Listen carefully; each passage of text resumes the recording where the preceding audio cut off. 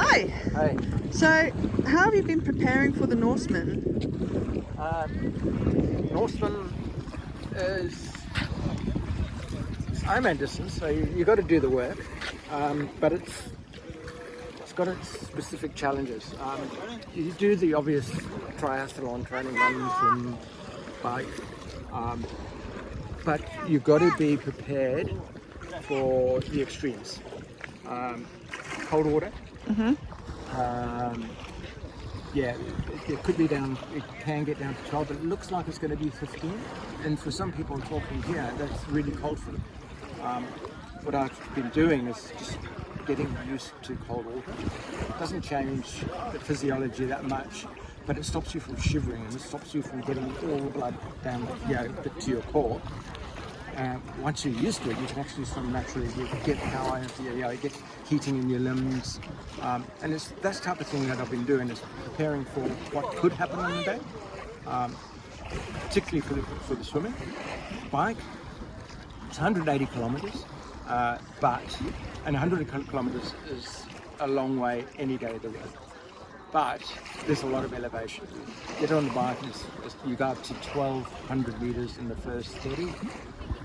There's some flats, and then there's four pretty much 6 kilometer hills, 5%, with one severe hill at the end. So I've had to practice in the training to ride 90 kilometer of hills going uphill, and then let the downhill take care of itself. So training is not about putting in long miles and long distance. It's more about doing long hills, and which is the focus. And I've done that on the trainer, low cadence, because I'm going to run out of gears.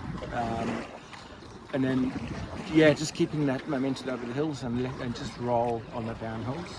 Brought a TT bike instead of a road bike, even though there's lots of hills. So I can get the advantage of the longer downhill, which is about 50 kilometers.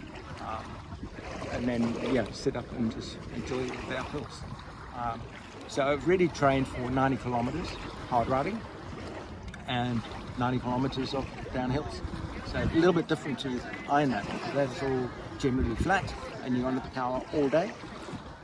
Not going to be in that case of this race. It's about controlling that. Run, again, it's different again because for Ironman you train for 42 kilometers a run. You train for a marathon after the bike.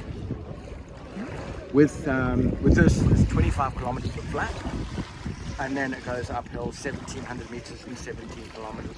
So 10% for the last 17 kilometers. Most people walk, other than the leaders. So I've trained for 25 kilometers running. Put in the effort, shorter distance, training almost like a 70.3, a half distance marathon, and then done some power walking, lots of power walking on the treadmill, lots of weight around my shoulders, rucking 12%. So I've trained myself to walk well, but run 20 after running 25. So those who know Redcliffe, if you're doing 20, 21 kilometer runs, and then doing 10 repeats of King Street, which is a nice little 10% hill in Redcliffe. And that's how I prepared differently. The other thing is I'm older, 62. I cannot recover like I used to when I was younger, and you've got to recognize that. So lots and lots of volume, 15, 16, up to 18 hours a week, but nothing long. So repeat sessions, 3 sessions a day, quite often. Weekends, punchy sessions, but shorter, to stick to the 19-25. But if you look at my chart on Strava, there's no big rides like 6-hour, 8-hour rides on there.